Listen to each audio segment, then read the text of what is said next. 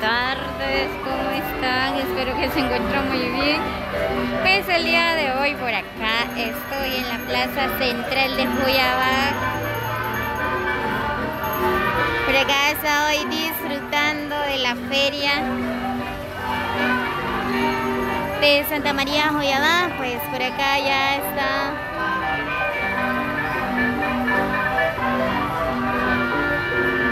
la gente disfrutando la feria.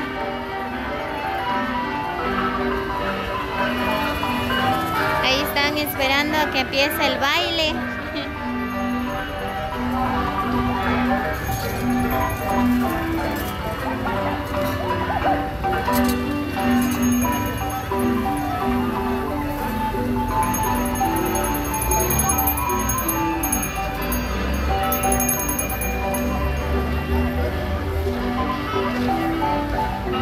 Como ustedes pueden observar, pues esta es la tradición de nuestro pueblo de Santa María Joyabá.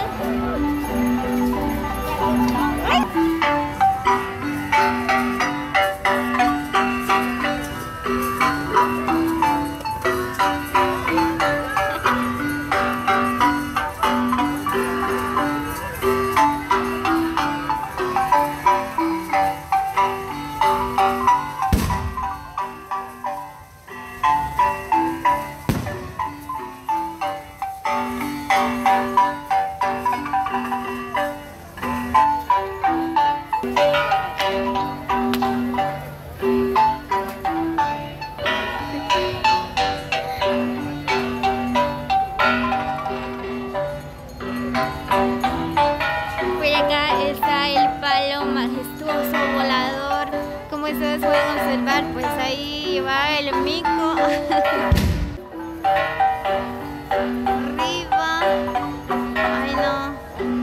Yo veo que está moviendo el palo, pero no creo.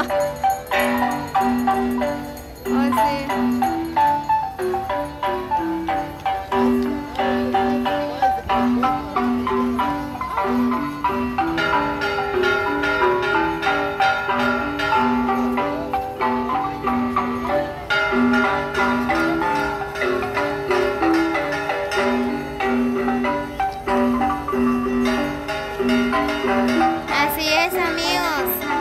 Así es amigos, como es la tradición, la cultura de nuestro pueblo de Santa María Joyabá, pues es bien alegre.